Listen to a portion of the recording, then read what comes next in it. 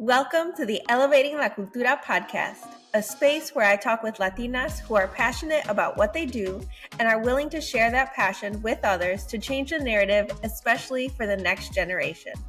Each season is centered around different topics, but all with a Latina perspective. Welcome to Season 8, where we will talk all things corporate and higher education. I'm so excited to share these powerful stories. So vámonos, and let's get into it.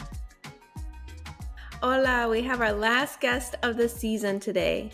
Deborah Avalos is the Director of Procurement Services at a premier healthcare system in Chicago. She is a nurse by background and has over 20 years of healthcare and supply chain experience. She leads Strategic Sourcing Services, which manages a $720 million portfolio of medical, surgical, and lab products. She has oversight of Procurement Analytics, which provides reporting, analytical tools, and services that transform supply chain data into actionable, strategic decision-making opportunities. She's passionate about advancing and supporting diverse talent and has developed the Supply Chain Workforce Diversity and Talent Development Program, which addresses diversity and inclusion, employee retention, creation of entry-level positions within strategic sourcing services, and workforce pipeline development. She serves as a chair of the Latinx Champion Network at her company, a workforce-led network of resource groups for members and allies of underrepresented communities. She is also an amazing mom of two and one of my best friends, and I'm honored to share her story. So please enjoy our conversation. All right, I am beyond excited because I have my really good friend on the podcast today. This is a long time coming, and we have been friends for, oh my goodness, over probably 12 like, years. yeah, when I was pregnant with I had just had my first. And so we have done life together. We have cheered each other on through all the ups and downs. And so I'm so excited that you are here to share your story. So before we get all the way into it, why don't you go ahead and introduce yourself? Yeah, so I am Debbie Avalos. I am a wife, a mother, a daughter, a sister, a friend, a worshiper, a nurse. I wear all those different hats. I have been born and raised in Chicago, so I am a Chicago girl through and through. I come from, my father is from Peru and my mom is from Puerto Rico, and my husband is Mexican. So my children are multicultural, have a little bit of Latin America in them, and I am first generation born here. I am the first in my family, my immediate family, to go to college. So like I said, I am a nurse. I went to UIC to get my undergrad, and then I went to Lewis University in Romeoville to get my double master's. So I have a master's in business administration as well as in nursing administration. I enjoy singing. I love my family. I love my husband and my kids. My husband and I have been married for about 17 years, and we have two boys, Leo and Max, 10 and 8. And I'm just in love with them. And life can get hard, but it's okay when you got community like Karina and our friends and our family. So I have been with you on this journey when you were an ER nurse, and the steps that you have taken to get to where you're at now in your career has been just amazing to witness, amazing to be able to cheer you on through that, and be able to see you have a life that is thriving with kids and a social life, and all that you do is just really inspiring to me. I know that our kids are close. They've grown up like around each other, and it's always nice to be able to talk like real life and also cheer each other on in our respective careers.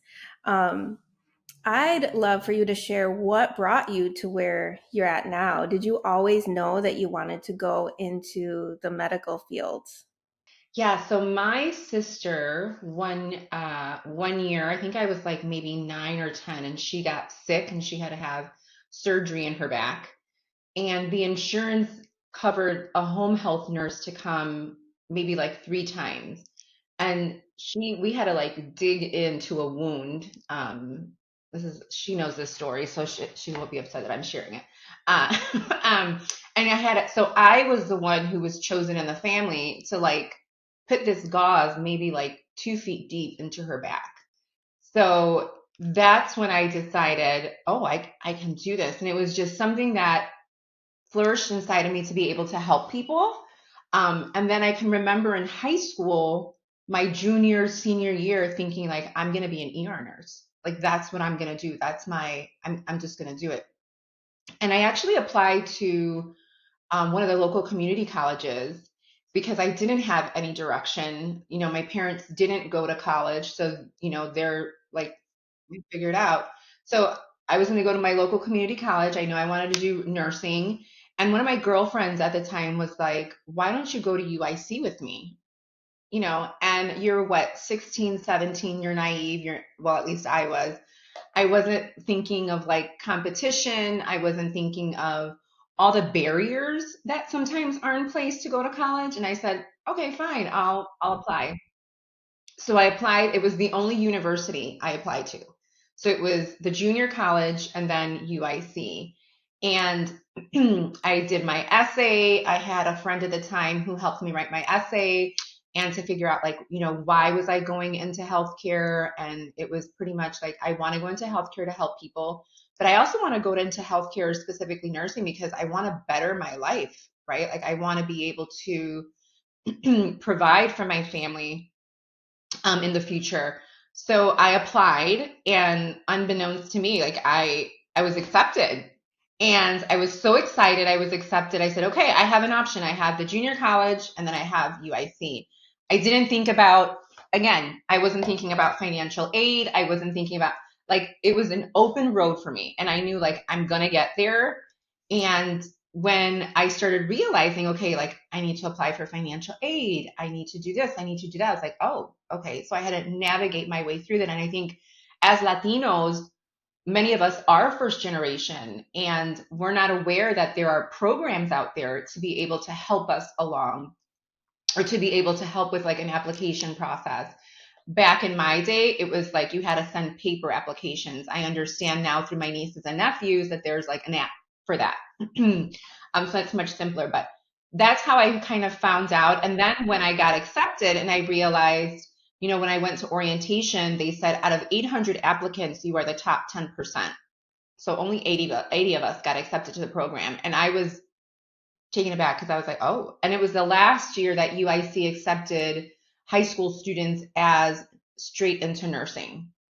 Now everything's like pre-nursing, pre-med. So um, that's how I got in there. It was just, I don't want to say ignorance because it wasn't, but it was just like, okay, I'm going to try it. And if I don't get it, then I don't get it. I have a plan. So that's, you know, that's my story. And then I was able to, I struggled in college for the first 2 years. I didn't realize how difficult it was. And I was also very involved in my local church. So that was always a difficulty to balance, right? Back at that time. And then towards the end of my nursing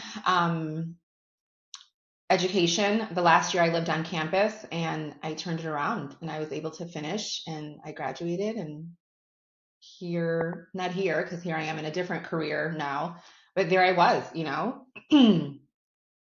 So, what was the hardest piece? You said that you struggled the first few years in college. Was it academics or time management or finances? It was academics, time management. So academics because you know, college is hard, right? And I was not prepared. I how can I tell you, like looking back then, I did what I needed to do to get by. I was a hardworking student, but there was just things like chemistry. Like it's interesting because I'm in medical fields and like math is a basic math and science. Like that wasn't my strength. Like math wasn't my strength. And science and chemistry I enjoyed, but I didn't enjoy like the process of how to get there. So I struggled. I was actually on probation for the first like year and a half when I was in college. And it wasn't like I was failing. I was just not, I was at a, you know, I've always heard the saying, I don't know if you heard it, like C's get degrees. So I was a C student. It wasn't like but it was managing like life at home, the responsibilities that I had.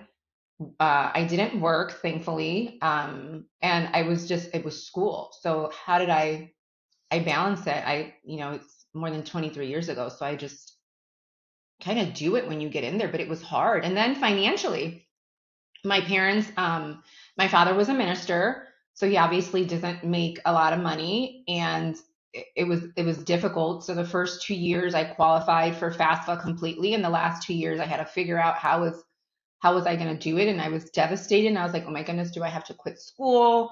What do I need to do? And it worked out. Like I got student loans,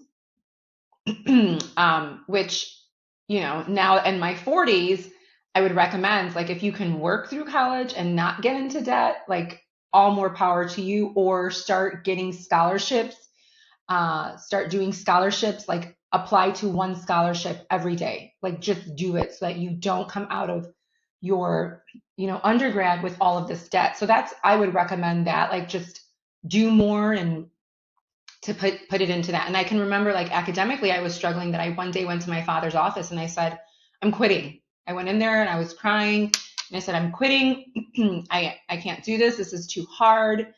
And I can remember him, boldly sitting there and was like, okay. He didn't comfort me. He didn't, like, tell me, like, it's going to be okay.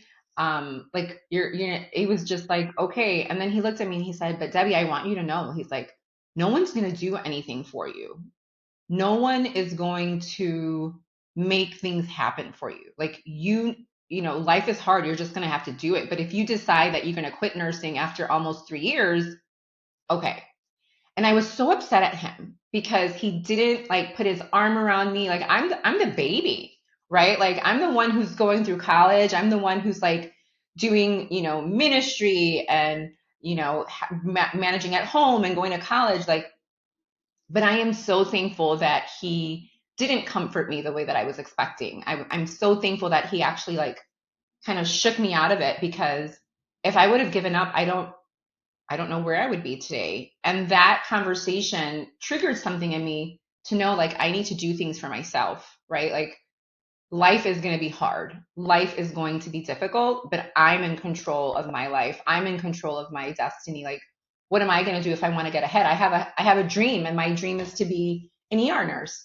Well, this is the path that I need to take to be an ER nurse, right? So I would say I can remember those being the highlights of my 4 year struggles.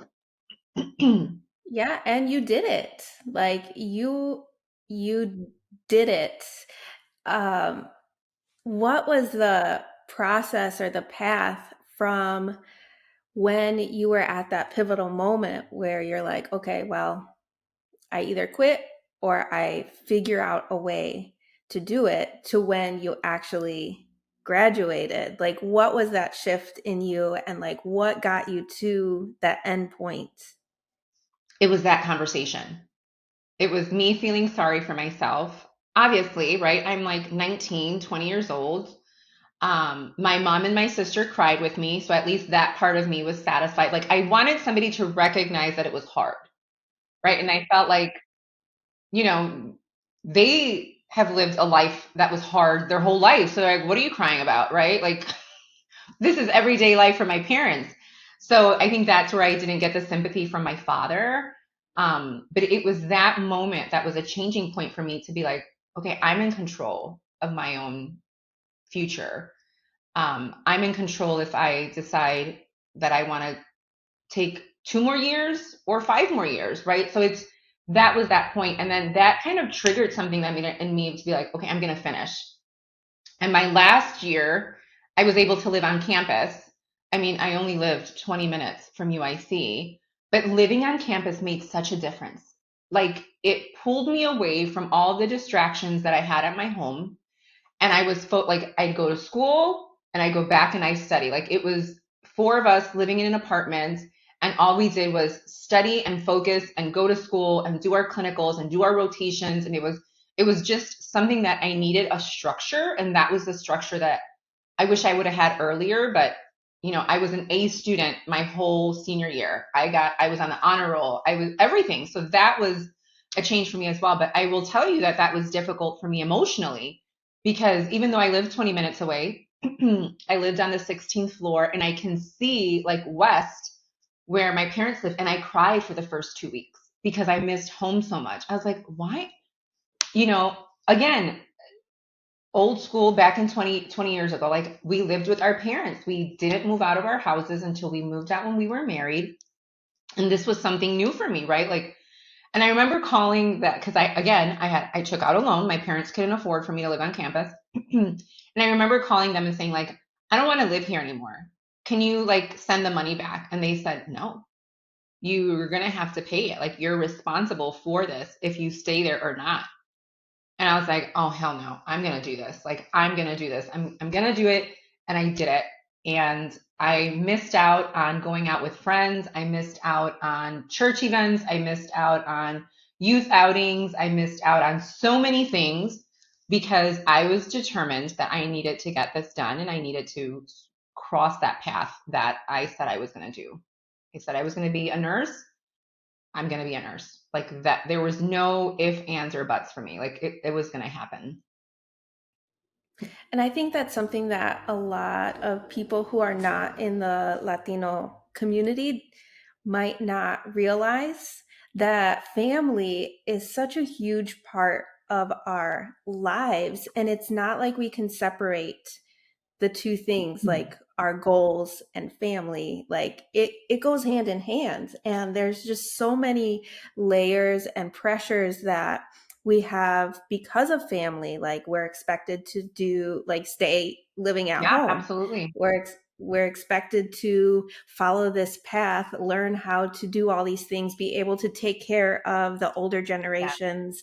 And that's something that other Cultures. people, Yeah.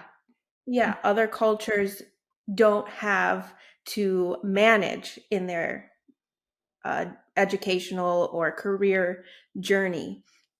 And so it is more for us to have to manage in our day-to-day schedule, because people are like, oh, I remember when I went to college, and they're just like, oh, well, it's easy, like we just do this and we just do that. And I'm like, yeah, but I have to go home, and like I have to do this and I have to do, like, it's not like I have to call my house every day to make sure, like, check in. And they're like, why?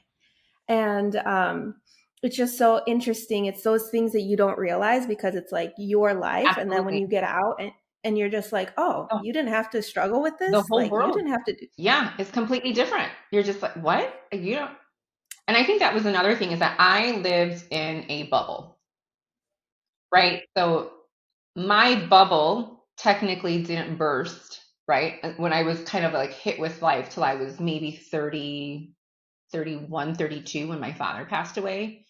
And I realized like this adult thing is difficult, like marriage and school, because then I started going back to school, managing a family. And yeah, I feel like I was in a bubble, which is both good and bad. And, my faith plays a big role into that. And, I would say, God, like, there's so many things that I'm naive to that I feel like I'm behind the eight ball in the world, right? That everybody's living in. And here I am, naive to just a lot of life things. But I'm also grateful that I had that kind of protection, would you say? Because I walked through life and a lot of times not thinking that there was something that I couldn't do, right? I think the first time I was told that I couldn't do something was when I was an ER nurse, when I wanted to apply for a director level position, right? So you're jumping from a nurse to a director where I have no management experience. No, but I thought, well, the experience I have at my church, right, managing their budget, managing this, like that's translatable, right? That's all translatable. And that was the first time I was told, like, you can't do that. And I was like, well, why? Why can't I do that? Like, why can't I jump three things? Like, why can't I jump three positions? Or why can't I jump? Like, why can't I do that? And that was the first time that I can remember being like, oh, really? Like that people actually limited me because I didn't really limit myself. Now, would I have been successful? Probably not because I didn't have like the experience that I needed or, whatnot. But that was kind of like that was one of the first times in my careers where I was told like you can't. And in my head I was like, well, why not? Like I can remember the day I was literally in the ER and I was in our locker room and thinking to myself, well, yeah, I could totally do this. Like I can make this happen. And then you realize that that's not the way the world functions. And there's a method that you have to go through. There are steps that people, want you to do if you're in a structured organization, right? Now, if you're out and you're working for yourself, the sky is the limit. And now I can say, like in my career, the sky is the limit for me because I'm not going to let anybody tell me no. Because I'm going to be able to tell myself, nope, I have translatable skills that can actually fit into this job description. Like I know what I can bring to the table. I know my value.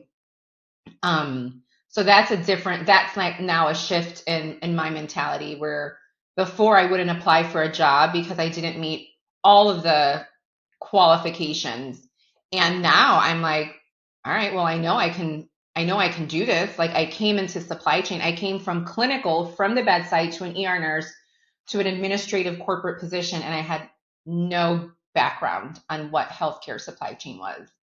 And now here I am 10 years later. I'm the director with oversight over that team, over, value analysis and over procurement analytics. So I would say, yes, people are going to tell you, you can go here, you can go there. And it's wise to seek counsel. It's wise to seek advice and, have mentors and people guide you. But you'll know the difference when someone is trying to help you and give you perspective to help you grow versus somebody telling you and shooting you down and saying like, no, you can't do that. Those are two different conversations that we need to be able to distinguish, like where's people's intention and what do we decide to accept and what we decide not to accept. That's so good. So when you were told no, when you were an ER nurse, is that when you decided to pursue your master's and continue your education? Like where were you at in your job that you were like, okay, I think I'm ready to go back to school and continue this? Yeah, so that's a very interesting question because it wasn't anything to do with work per se, as I knew that long term my body, I applaud ER nurses who have been at the bedside for 20 plus years. Like, I knew sooner or later I wanted to go into the corporate side of healthcare. So it was 7 years. It took me 7 years to go back and decide, okay, what do I want to do? And I always knew like, I want to get a double master's. Because if one day I decide to leave healthcare, I have my MBA to fall on, not realizing that healthcare is a business, that I can use both of my degrees in healthcare and that I wouldn't have to leave what I was passionate about. So my husband and I decided, okay, I'm going to go back to school. This is something I want to do. It's one of my goals.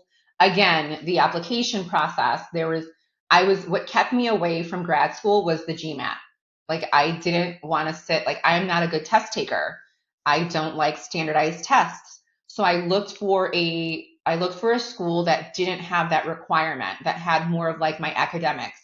Then I went back and I was looking at my academics in my undergrad and I was like how, like my academics weren't the greatest in undergrad, right? Like I shared with you, my best year was my senior year, and that helped my GPA, but it wasn't the greatest. And I was like, now how am I going to do this? So now you start self-doubting, like, will they accept me? Will they not accept me? But as an adult learner, your mindset is completely different. So I went ahead and I took the risk and I applied to Lewis. And one of the things that drew me to them is that they didn't require the GMAT. So I was like, okay, I'm gonna go there. And I got in, and I decided, okay, I'm gonna do this. And then life happens, Karina. Like life happened, and life happened very hard. Like Um, Through that time, my father got diagnosed with cancer. He was living in another state.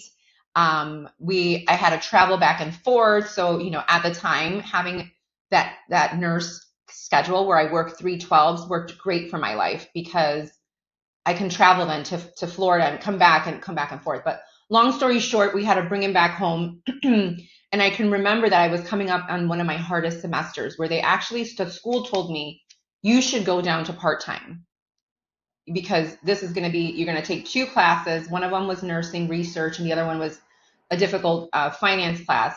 And I'm like, how am I going to go down to part-time and take care of my family? Thankfully, I had great management where I was able to work part-time and supplement like a day of my week with PTO. Um, and then I was able to do that. Like life happened. My dad got sick, marriage stuff happened. I had to pause school for a semester, right? So life happened along the way, but again, it was like, I'm determined, like we're going to make this happen. And then we got pregnant, and I had to take another semester off. So it just, I was determined that now this point, it wasn't like, how fast can I do it? But like, I'm going to do it because I'm now an adult and life is going to happen. And the time is still going to pass. Like 2024 is still going to come, right? No matter what I'm doing, it's still going to come. So might as well do what I want to do and get to my goal while that time comes. So that was the pivot in my career where I was like, okay, I'm going to do it. Life is happening. I want to advance myself financially, right? Financially, I was like, okay, this is good, but I want to be able to live a different lifestyle.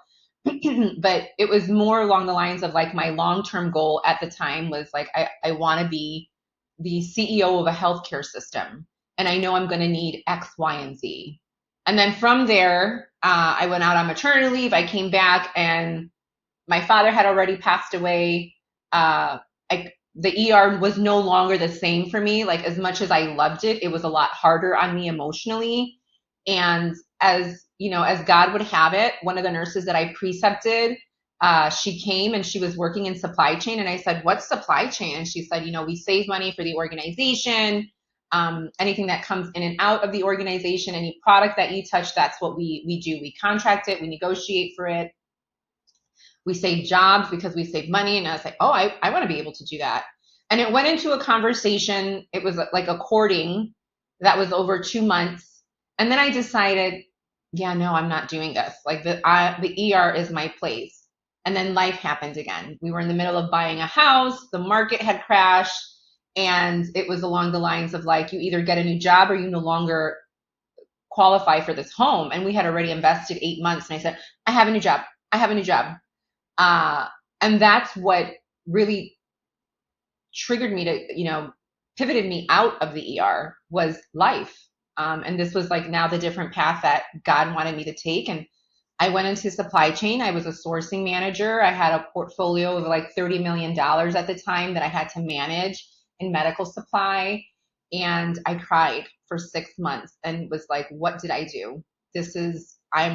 I'm the expert in the ER. I'm the person that people come to. And now I don't know anything. I don't know I'm figuring this out. Yes, I'm going to grad school, but it wasn't for supply chain. So I had to do a lot of self-learning. And my new manager was like, you're a manager now. Go put time on people's calendar. Go learn. And as a nurse, you're always provided an A, B, C, D path. And this was like, go for it. And I went for it. And I remember having data meetings at 3:00 in the afternoon and looking through Excel and thinking, why am I having meetings with math at 3:00 in the afternoon? So it was a big learning curve. And I always told myself, okay, I'm going to give myself 3 years and I'm going to go back to the bedside. I began to grow. I had more success. My portfolio grew. We acquired more hospitals. I was exposed to more opportunities, meeting more people. And then, the opportunity for the ER manager came up. And I was like, that's my dream job. I have to go. I have to apply. And I can remember like I had just finished having Max. And I'm like, but this is my dream job. Like I need to know, right, that I tried and that I did it. So I applied and I went through a very strenuous interview process on top of being like hormonal breastfeeding, because I had to like ask them like, can I please take a break? Like I need to go pump. And it was devastating when I got the call to say you weren't the candidate that we chose. And it was devastating because I was like, that was my dream job. Like that's where I was supposed to be. Like that was my stomping ground. Like I grew up there. Um, and it wasn't so much like what they said, it was how they said it. It was like, you wear your heart on your sleeve, you know, you're this, you're this, you're this. And it was nothing constructive, nothing to say like, these were the things that we saw that you did great, but this is where we think you can continue to grow. Um, and I didn't fit the mold. I wasn't blonde haired and blue eyed. I wasn't the yes, you know, person. I was the one who was going to challenge respectfully and say like, well, why do we do it this way? And I'm going to make everybody work equally. Right. And that was, I think that was, there was things now that I'm like, okay, but I didn't fit the mold because I wasn't, uh, you know, I wasn't blonde haired, I wasn't blue eyed, and I was an assertive Latina, right? I was not a pushover. I demanded respect from the physicians. Like, you want me to respect you, you need to respect me. And I try to be fair to everybody, no matter what position you work. If you were EVS, which means like our environmental services, if you're cleaning the rooms, or if you're the head physician, if you're the tech that's helping me clean a patient, like I'm going to treat everybody equally because we're all human beings. Like there's no this level and positioning. So it was very difficult for me. On top of that, I'm hormonal, right? So it's like, ah. And I can remember going out with Leo and the boys, and Leo's like, it's okay. Like God has something better in store for you. And it was good because I still had my job, right? I wasn't losing my job. I was still there. And there was a lot of things that I still needed to learn about corporate healthcare America, politics, people, networking, relationships, business. And it was, yeah. So I don't know. I know I went on a tangent of like kind of like my trajectory, but that's kind of what was the genesis or the trigger to get me going. And I think by this point, we were already good friends. And Yes, so I remember going to your graduation yes. and like even thinking back and hearing this story from the beginning is just so special that I was able to be there when you walked the stage and with your family. But I like, we have talked about this in real life, the barriers that Yeah. we have to face in corporate America. And I have been there to listen and been there to support. But I appreciate that in the, like, as you have grown in your career and advanced in your career, like, you are also paving the way and making space for others like you. In the past Mm. few years, you have like really poured yourself in the Latinx ERG in your company Yes. and like really grown. And I like hearing about it makes me so proud and excited. But I'd love to hear more of the reason that you started being more involved in that and how you have grown. So if anybody is listening, like, and they are in that position where they want to then start pouring back into their Yeah. communities, what were the steps that you took to do that in your company? Yeah. So in 2020, my organization, there was a lot going on in the world. Um, and it's called the Champion Network. And in this Champion Network, it's a resource group for employees led by employees. And the first ones that were launched were the African descendants and LGBTQ. And there have three different arms: community outreach, cultural responsiveness, and then professional growth and development. And I was ready, and I'm like, okay, when are we doing one for you know, Latinos? When are we doing one for the our Hispanic population? And I remember like hearing bits and pieces, and I reached out to the program director directly and I said, hey, whenever you have one for Latinos, like please let me know. I would love to just be involved. And the reason why I chose that is because as I've been at my organization for 20 plus years, it's been predominantly white. And now that I look back, like before I was very, oblivious to just comments or things that were said, or just I was like, yeah, right, I don't care. But now that I look back, I was like, oh, was that like microaggression? Was that, whatever it was? But anyway, so I said I want to be a part of it. And then as a part of that process, we as a department were doing a self-assessment on like what do we look like from a diversity, equity, and inclusion perspective. And my vice president gave me the opportunity to work with HR and look at our data, right? Like how many people have, how many Latinos do we have? How many Asian Americans? How many African descendants? What do we look like, right? Like, how do we compare to the organization? And of those roles, how many people are still in management roles? How many people are in director roles? And till this day, I am the only non-white director that sits on my vice president's team. We have two other women, right? So at least we have like the women on the panel, but I'm the only non-white.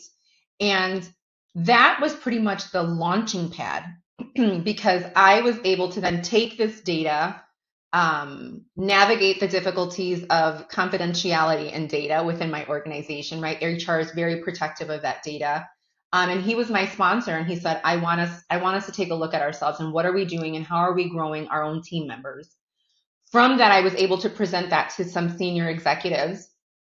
And from there, I looked at my team and I said, there's no entry level position to come into my team. You either have to be a bachelor's prepared or a master's prepared.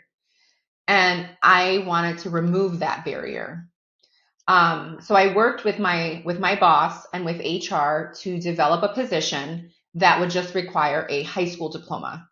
And you would be a coordinator and we will teach you what the position entails and what, with the hopes of if you want to go back to school, you now have the ability to do so, right? We have tuition reimbursement, we have flexibility.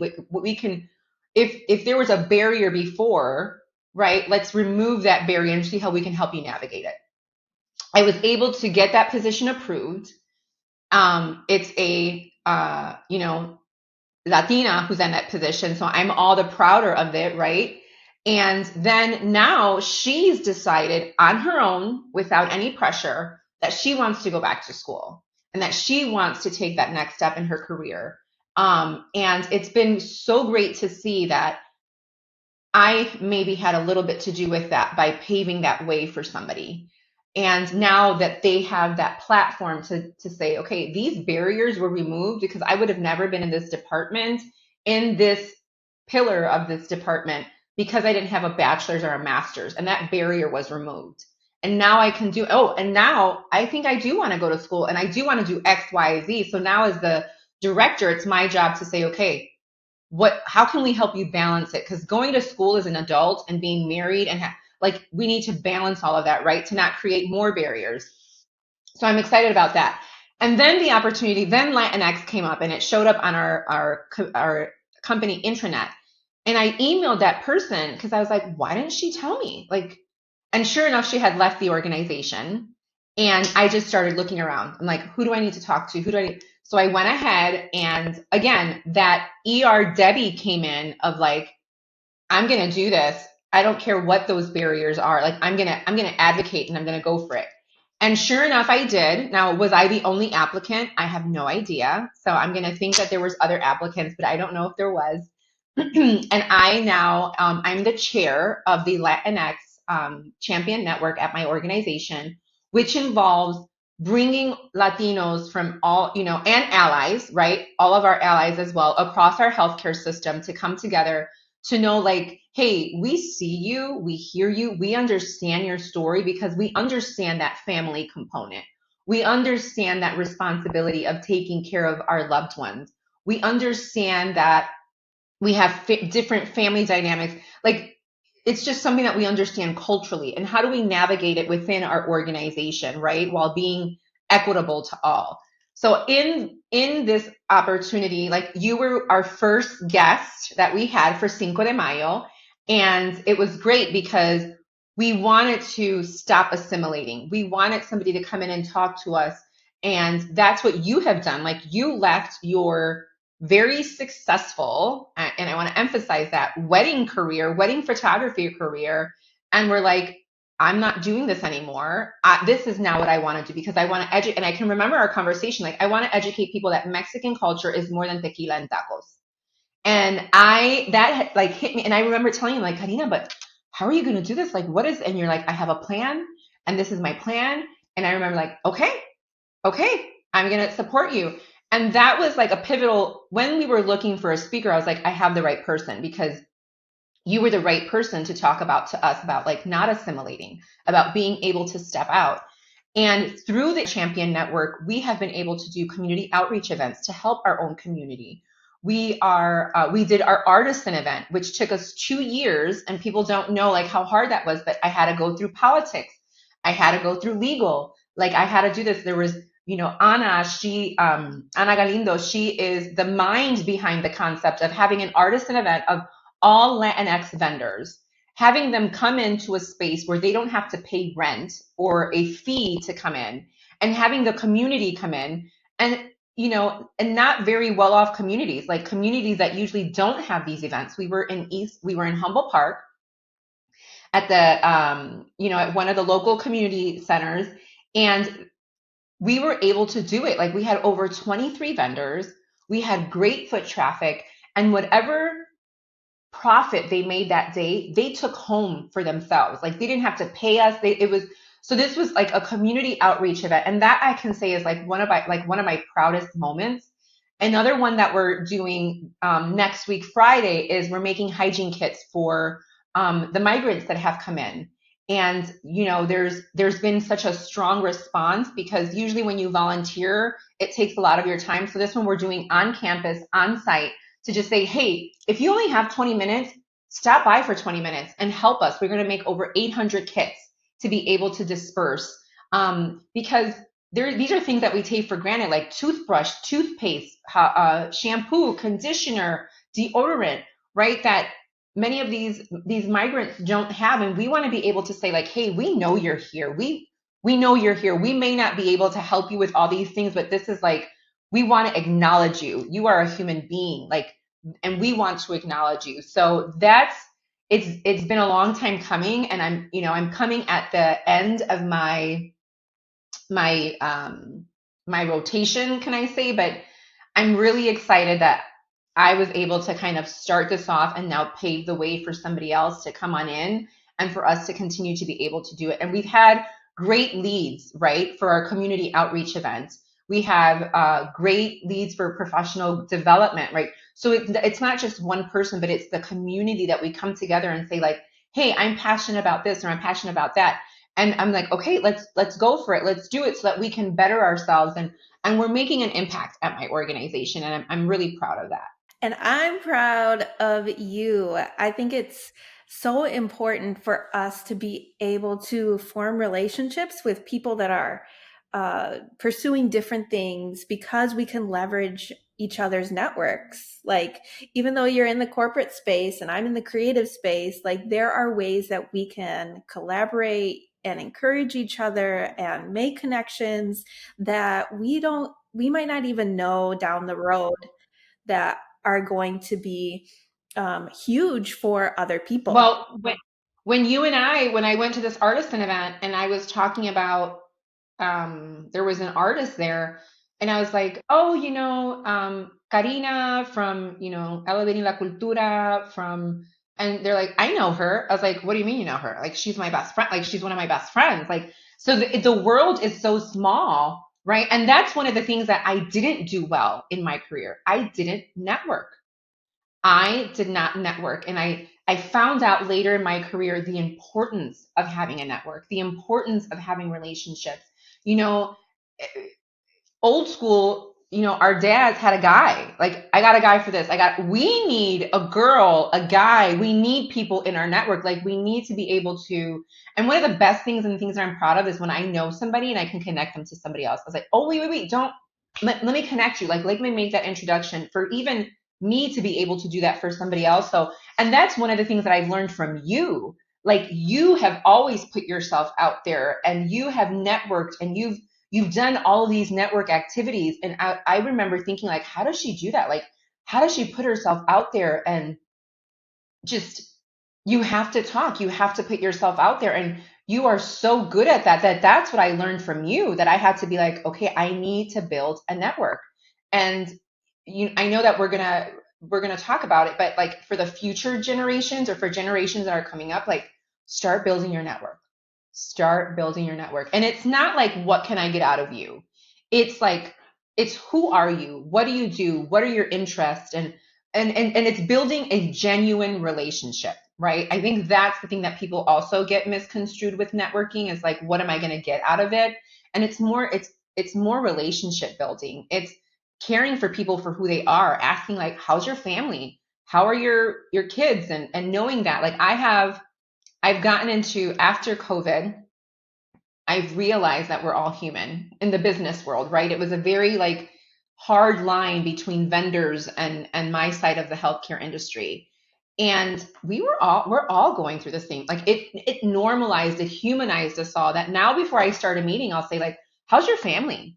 Like, how are you guys doing? Like, how's this? How's that? Like, genuinely, because we're all human beings in the long run. Like, we all have our struggles. We all have this. So, like, I would say, like, as the younger generation, build your network, build relationships, not just, I need a favor, right? And yeah, you're going to call in the favor every once in a while, and you're going to do favors for other people or connect them, but to be genuine about your relationships. I think that, and that's what I admire about you, Karina, is that when you give yourself genuinely. And I know that sometimes that hasn't been in return for you, but yet you still are that person to be like, nope, this is who I am. And it could be that a couple of people don't see me that way, or that they didn't, whatever it may have been, but you still decide to be that bridge for somebody else. And that's admirable. Thank you. And I like you said, thinking about the future generation, I am just thankful that you are 100%, whether you are in your job or in life, because even my daughter, Elena, like, looks up to you, and she's in that teen space, so everything is kind of like, okay. But after we like leave hanging out with you, she's like, oh yeah, Debbie is so cool. Like, Debbie, like, I love hanging out with her. And I just appreciate that, that you're a role model for my kids in a different way than like I am, or like other people in her life Yeah. are. And so I think it's so important to have that, um, like, different role models, and to Yeah. be different role models for other people as well. Um, I I know we can talk all day, I know. and I'm like, do we have to I stop? know, and we usually do. Like, when we go out, we are just hanging out till all hours of the night. Um, but you already touched on it. But I'd love for you to answer, what advice do you have for the next generation? I mean, you are raising the next generation, you are inspiring the next generation in your work. So you can answer that question however you'd like. But what is that advice and or a piece of encouragement that you would have for the next generation? That there's not just one way to get to our path, right? I think that was one of the biggest lessons for me, is that I thought my path was going to be straight, and it has been zigzag, it has been uphill, it has been downhill, it has been circled, it has been paused.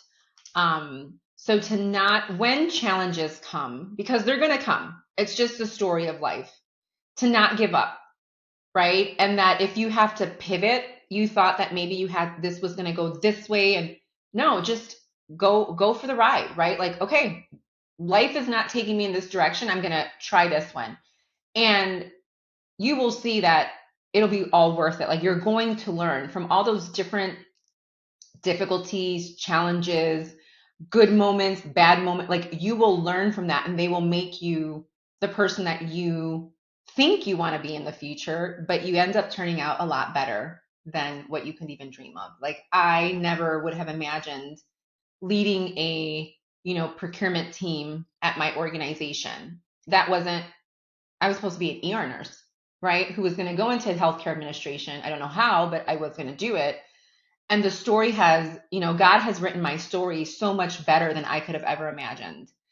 And that, so just know that life is not a straight path, right? And don't give up on yourself. Don't give up on your dreams, because you might say it's going to take me 5 years to get there. Those 5 years are going to pass anyway. So might as well do it working towards your goal, right? Working towards what you want to be or what you want to accomplish. I remember that grad school took me 5 years because I was an adult now. Life happened. And I remember being like, well, as long as I finish, that's what matters, right? I'm going to finish. So yes, give yourself goals with timelines. Absolutely. Like, be organized. But know that it can take a different path. And then network.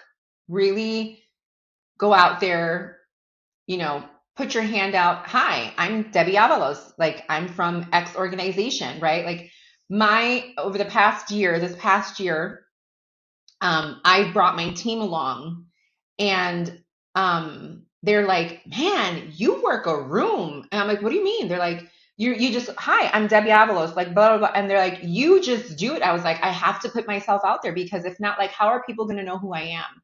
How am I going to be able to find that next step? Or how do I know that what I want, like, that person might be the bridge that God might use to take me to my next path or my next step? So I would say also is that college isn't for everyone. And I know that this is kind of like taboo in the Latino culture, but it isn't for everyone.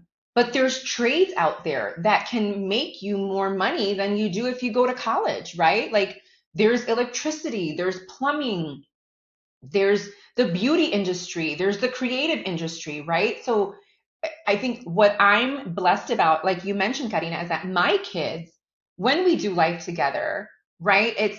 I'm around creatives. Like, I think me and Lou might be the only people, like, in healthcare or whatever, but like everybody else is like in a creative path. And I remember when Leito was younger and Max, I was so grateful for that, because it doesn't have to be this corporate America. It doesn't have to be like I have to work at this place from 9 to 5. No, like, it could be so much more. And I think coming from a generation where it was working, and my parents worked at a factory and that's what they did because that's what they knew to survive, I think that's great. But now I have the opportunity, because of what the work that they did, to open a different set of world for my children. And I do that through my friends, right? The fact that you are a photographer, a podcaster, a fine arts, educator, right? All of those things, right? And that Sonia and Alberto, like, they're creatives in that art space, and Louisa in the medical field, right? So, and it's just amazing, right? To see, like, that our kids can see, like, these are all the different things that I can do with my life. I don't have to be pigeonholed. So that would be like the one thing, is like, find your passion. And I will tell you, like, my passion, I will still tell you to this day, like, is the ER. But I know that that's not my place anymore. Like, that time in my life has passed. And now I'm in a new place where now my new passion is to help other people get to their next step, to get to their next journey. And I've had the opportunity of mentoring, right? And find a mentor. I think that I never knew what a mentor was. And again, I found that out later in my career. Like, for that young generation, like, find a mentor, find somebody who you think, like, if you think this is a career or a trade that you want to go into, find somebody in that space and talk to them, because maybe it's not what you think it is, right? So, like, do your due diligence and do your, your research.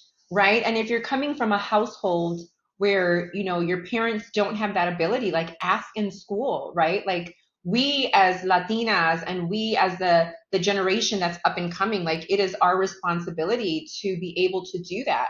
And I remember getting upset when all of this, and you know, I'm looking back, but I was very biased at like, well, why do I have to pave the way for somebody? Like nobody paved the way for me. And that was initially my mindset. Like, no, I had to work hard. Like I had the punches, like I got the jabs. Like, why do I have to do it for somebody else? And without recognizing that somebody did pave the way for me.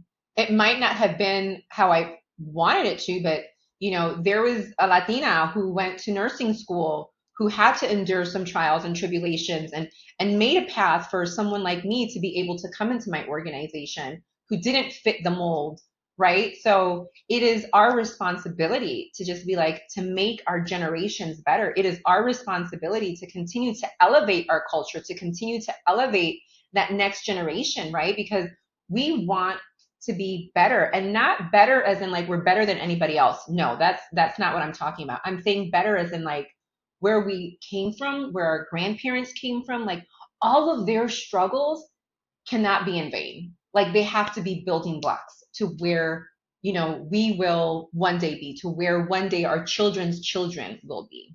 I think that is a perfect way to like drop the mic for this episode. I mean, I talk about our cultural legacy all the time and how our generation is really Yeah. building upon the foundation that our parents who immigrated here started. And sometimes we look at other people and say like, oh, how did they get so far ahead? How did they? And it's because they had like generations already here building upon that network for them. Yeah. And so now it's like we need to continue building that for our kids and our generation. Absolutely. Because like you said, no one's going to do it. Like No, we have to be the ones pouring into that and investing in that for our cultural legacy.